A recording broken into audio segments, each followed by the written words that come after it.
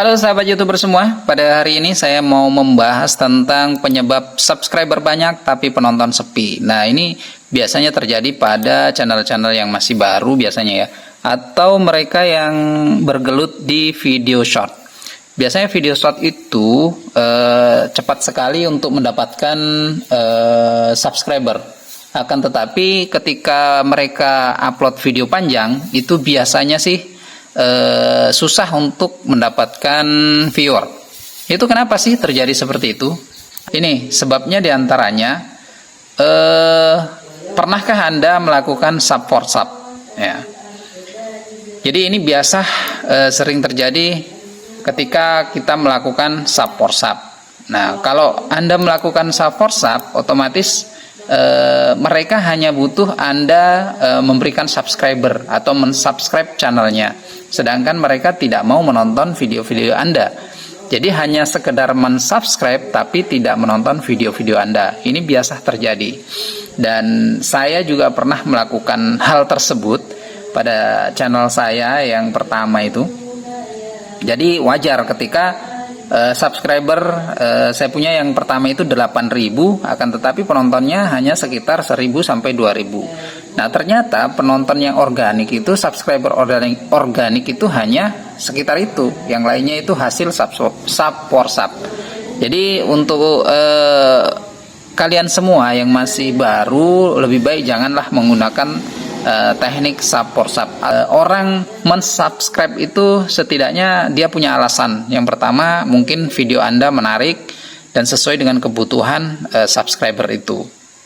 Yang kedua, ini ya, konten tidak sesuai dengan minat. Nah, oke, yang kedua ini mungkin dia sudah subscribe dalam video Anda yang pertama misalnya. Video Anda yang pertama itu menarik sekali menurut mereka. Nah, setelah Anda upload yang kedua, ternyata video tersebut tidak sesuai dengan ekspektasi mereka, atau Anda belum menyajikan video yang mereka inginkan, sehingga video yang kedua itu mereka tidak tonton karena belum mereka butuhkan. Nah, biasanya ini terjadi pada channel jenis tutorial. Jadi tutorial itu kadang saya sendiri sih, kalau saya lagi mencari sesuatu untuk saya kerjakan tapi tidak bisa, biasanya saya menggunakan tutorial di YouTube. Kadang saya subscribe channelnya tapi hanya video satu itu yang saya tonton. Kemudian ketika mereka mengupload video yang lain, saya belum tentu juga menontonnya karena kebutuhan saya sudah tidak di situ lagi. Oke?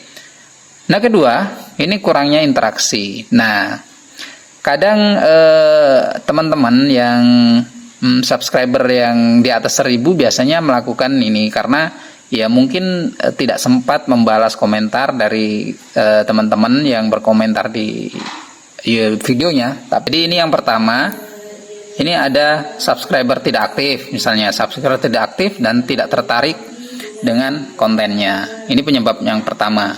Nah, sekarang yang kedua adalah masalah algoritma. Nah, algoritma ini memang kita gimana ya, susah untuk ditebak lah, karena YouTube memiliki algoritma tersendiri. Nah, terkait algoritma ini, ya yang pertama rekomendasi yang kurang ya. Rekomendasi kurang ini karena disebabkan beberapa faktor ya. Yang pertama, mungkin di deskripsi Anda, kemudian tag Anda, terus apa yang Anda sampaikan itu tidak mengandung kata kunci misalnya. Nah, terus penonton lebih tertarik dengan konten lain. Nah, ini tentang saingan ya. Jadi dalam YouTube itu bukan kita sendiri yang membahas tentang sesuatu hal, tapi banyak sekali channel yang membahas konten yang sama dengan kita, sehingga mungkin mereka lebih tertarik dengan konten yang disajikan oleh teman-teman kita di YouTube lainnya. Seperti tutorial yang saya lakukan, mungkin di video-video lain itu sudah dibahas ya. Jadi saya tidak berharap mau banyak penonton, karena saya kan masih baru dibandingkan mereka-mereka yang memberikan tutorial itu lebih duluan dari dahulu sampai saat ini. Kemudian kekurangan retensi. Ini retensi ini sebenarnya jam tonton ya. Ketika ada video kita yang retensinya rendah, biasanya YouTube itu sudah tidak merekomendasikan lagi ke penonton. Jadi menurut YouTube, ketika mereka yang menonton video kita itu hanya sebentar, misalnya dari video Anda 5 menit, yang ditonton hanya sekian detik saja, artinya penonton itu sudah tidak menyukai video-video kita, sehingga algoritma YouTube itu menganggap bahwa video kita itu kurang menarik, sehingga ketika Anda me-upload lagi video, YouTube sudah tidak merekomendasikan lagi di beranda-beranda YouTube penonton. Nah, faktor lain ini yang sering saya sampaikan. Yang pertama adalah jadwal upload. Jadi jadwal upload itu harus konsisten. Misalnya Anda jam 2 sore ya jam 2 sore terus, misalnya malam ya malam terus. Terus judul dan thumbnail. Ini yang sering saya sampaikan di video-video saya sebelumnya, yaitu judul, thumbnail itu harus semenarik mungkin, sehingga dari sinilah jendela konten kita bisa dilihat oleh para penonton. Nah, kalau thumbnail dan judul saja kurang menarik, otomatis penonton juga enggan untuk mengklik video kita. Itu begitu saudara-saudara. Nah, kemudian yang terakhir adalah konten, kualitas konten.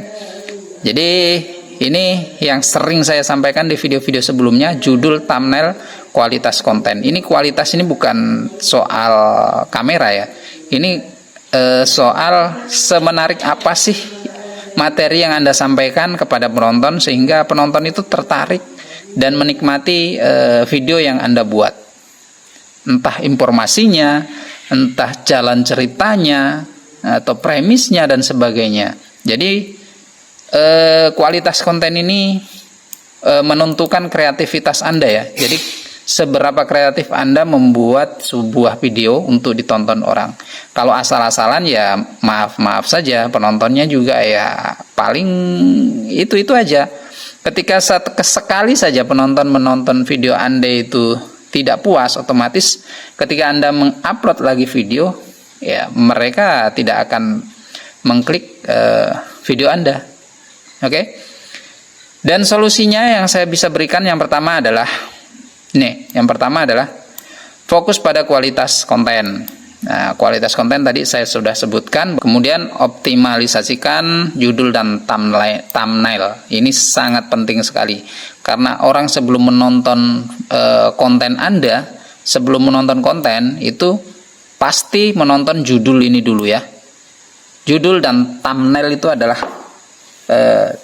ruang utama yang perlu kita perbaiki, sehingga nanti penonton bisa tertarik dengan video Anda. Kemudian pahami target audiens. Nah, ini banyak YouTuber pemula ini belum paham ya tentang target. Jadi ketika kalian membuat video, Anda harus targetkan untuk anak-anak kah, untuk orang dewasa kah, untuk petani kah, untuk orang menengah ke atas. Jadi jenis video itu kan banyak ya. Ada hiburan itu untuk siapa? Hiburan komedi dan sebagainya. Terus untuk video short, video panjang, itu targetnya siapa? Anda harus tahu dulu lah audiensnya itu siapa. Apakah itu penting? Sangat penting, karena disinilah kita akan menemukan penonton-penonton kita nanti.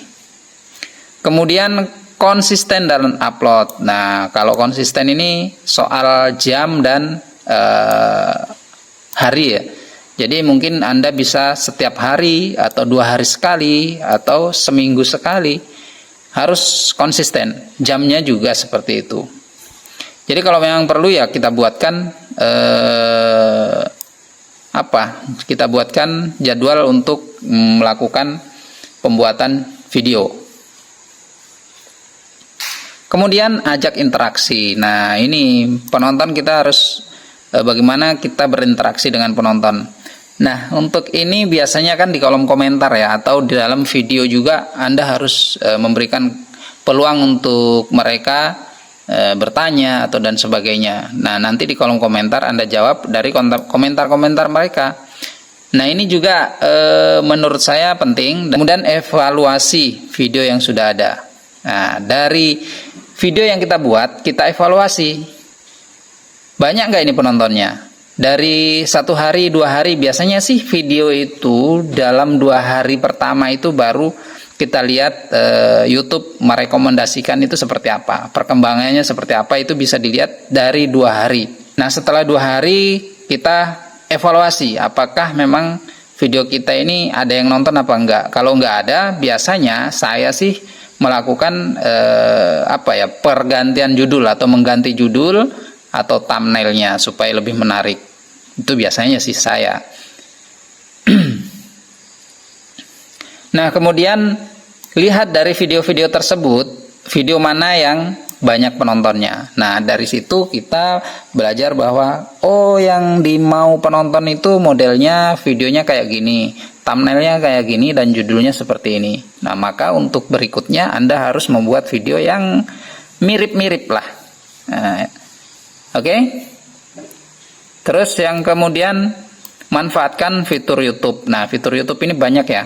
Dalam YouTube Studio ini ada yang dinamakan layar akhir. Kita bisa lihat di sini. Nah, di sini ada subtitle, ada layar akhir dan kartu. Nah, ini nanti subtitle, layar akhir kita bahas dalam video yang lain kalau memang ada yang membutuhkan. Kalau ada yang membutuhkan silahkan komentar di bawah ya. Mau yang dibuatkan mana, yang subtitle, layar akhir atau kartu. Subtitle ini untuk menarik penonton dari luar negeri biasanya sih. Selanjutnya adalah hindari sub for sub atau view for view ya. Jadi sub for sub ini sangat merugikan. Saya pernah melakukan hal ini, ternyata memang tidak ada gunanya. Kalau saya sendiri sih bicara tentang subscriber. Jadi subscriber ini sebenarnya kalau saya sih hanya untuk memburu monetisasi. Setelah monetisasi saya tidak fokus pada subscriber. Saya lebih fokus pada penonton atau view. Nah, karena yang dihitung oleh YouTube, oleh pengiklan itu adalah view-nya, bukan subscribernya. Jadi subscriber dan penonton ketika kita sudah monetisasi itu tidak ada sangkut pautnya. Kalau saya lebih mengejar view-nya. Jadi subscriber saya sudah abaikan karena sudah tercapai 1000 subscriber tadi. Oke, sampai di sini. Mudah-mudahan video ini bisa bermanfaat untuk teman-teman semua, dan kita bisa jumpa lagi di video mendatang. Mudah-mudahan ini bisa bermanfaat ya. Oke. Dadah.